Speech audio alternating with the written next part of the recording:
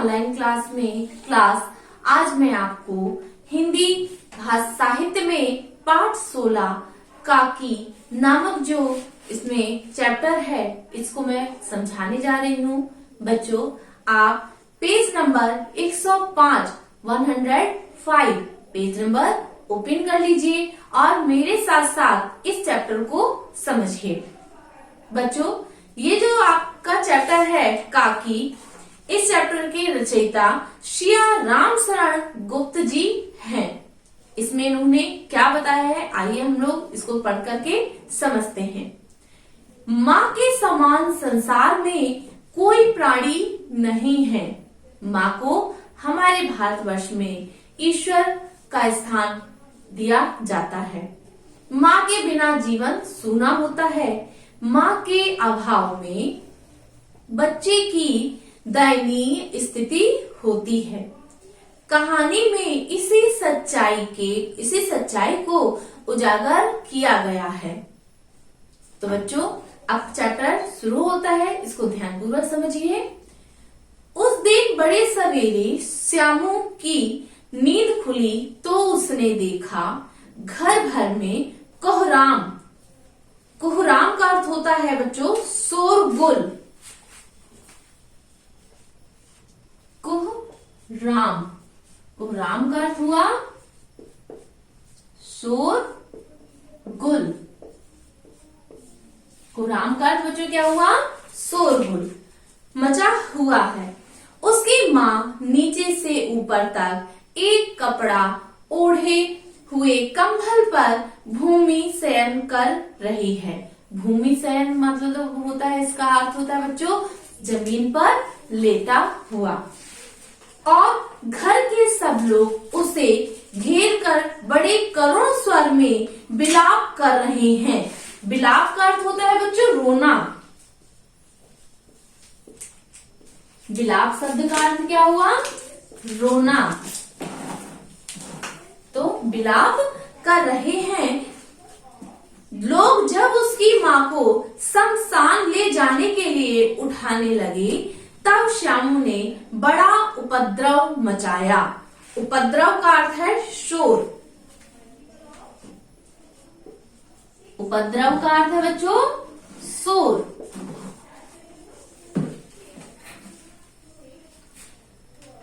उसने उपद्रव मचाया, लोगों के हाथ से छूटकर माँ के ऊपर जा गिरा। बोला, काकी सो रही है, इसे इस तरह उठाकर कहाँ लिए जा रहे हो? मैं इसे ना ले जाने दूंगा, ऐसा उस बच्चे ने कहा। लोगों ने बड़ी कठिनता से उसे हटाया। काकी के अग्नि संस्कार में भी वह न जा सका। एक दासी राम राम करके उसे घर पर ही संभाले रही। यद्यपि बुद्धिमान गुरुजनों ने उसे विश्वास दिलाया कि उसकी काकी उसके मामा के घर या वहीं पे गई हुई है, परंतु यह बात उससे छिपी ना रह सकी कि काकी और कहीं नहीं ऊपर राम के यहाँ गई है। काकी के लिए कई दिन लगातार रोते रोते उसका रुदन तो धीरे धीरे शांत हो गया, परंतु शोक शांत न हुआ। वह प्रायः अकेले बैठा बैठा शून्य मन से आकाश की ओर ताकता रहता या ताका करता। एक दिन उसने ऊपर एक पतंग उड़ती देखी। ना जाने क्या सोचकर उसका हृदय एकदम खिल उठा। पिता के पास जाकर बोला, काका मुझे एक पतंग मंगवा दो, अभी मंगवा दो। पत्नी की मृत्यु के बाद से विश्वेश्वर बहुत अनमने से रहते थे।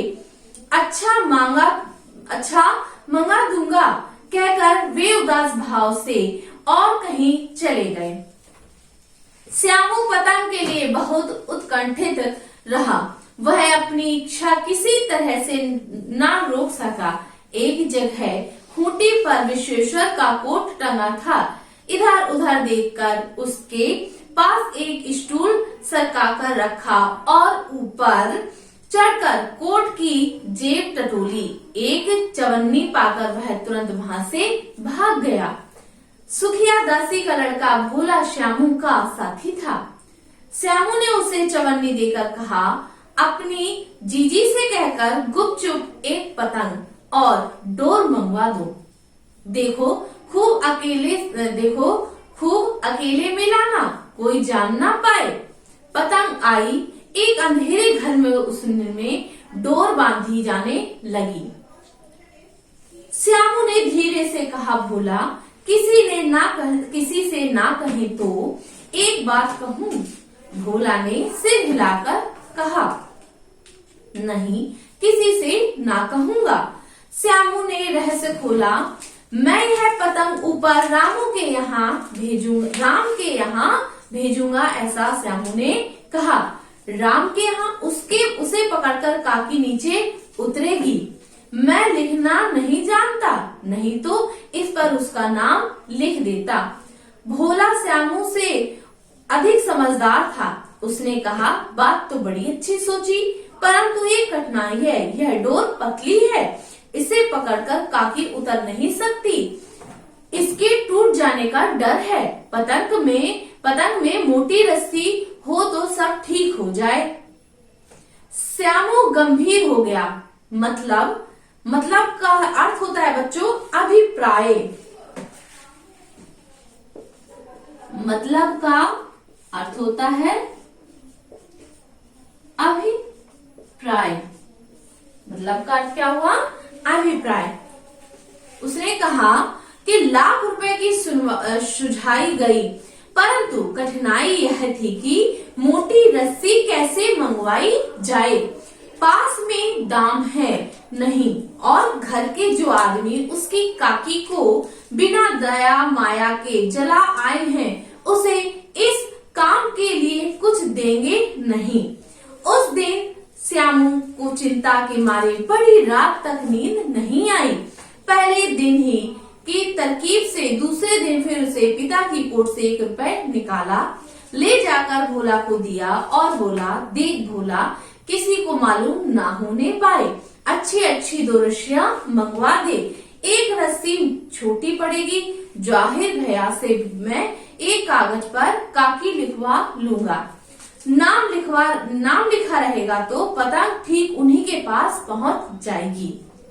2 घंटे बाद प्रफुल्ल मन से श्यामू ने भोला अंधेरी कोठरी में बैठे हुए पतंग में रस्सी बांध रहे थे। अकस्मात, इसका अर्थ होता है बच्चों अचानक, उग्र रूप धारण किए विश्वेश्वर शुभ कार्य में विघ्न की तरह वहां जा घुसे। भोला और श्यामू को धमकाकर बोले, तुमने हमारे कोट से रुपए निकाला है। भोला एक ही डांट में मुखबिर का अर्थ होता है खबर देने वाला। मुखबिर इसका अर्थ है खबर देने वाला। मुखबिर हो गया। बोला, श्यामू भैया ने रस्सी और पतंग मंगवाने के लिए निकाला था। विश्वेश्वर ने श्यामू को 2 तमाचे जड़कर कहा, चोरी सीख कर जेल जाएगा। अच्छा, तुझे आज अच्छी तरह समझाता हूँ, ऐसा उसके पिता ने कहा। कहकर फिर कई तमाचे जड़े और कान मलने के बाद पतंग को फाड़ दिया। तब रस्सियों की ओर देखकर पूछा, ये किसने मंगवाई? भोला ने कहा, इन्होंने मंगवाई। कहते थे इसमें पतंग तान कर काकी को राम के यहाँ से नीचे उतारेंगे। विश्वेश्वर हतबुद्धि होकर वहीं खड़े रह गए। उन्होंने पतंग खोल कर देखी। उस पर चिपके हुए कागज पर लिखा था काकी। उस पर क्या लिखा हुआ था? काकी। तो बच्चों ये चैप्टर यहाँ खत्म होता है। इसमें क्या बताया जा रहा है? श्रीराम शरण गुप्त जी ने बड़ा मार्मिक तरीके से इस चैप्टर में वर्णन किया है कि एक पुत्र जो माँ की ममता कैसी होती है और उस ममता के लिए पुत्र कैसे उनके लिए बिल्कुल हर चीज करने को तैयार है। एक नन्हा सा बालक बिना किसी उसके सहयोग के सिर्फ एक हाथ से कि माँ मेरे पास आ जाएगी। तो बच्चों, इसमें माँ का जो वर्णन है वह संसार में वास्तविक रूप से माता जो हमारी है वह पूजनीय है, सर्वोपरि है। इसलिए हम सभी को माँ का सम्मान करना चाहिए। तो बच्चों, आज के लिए इतना काफी है। इसके आगे नेक्स्ट क्लास में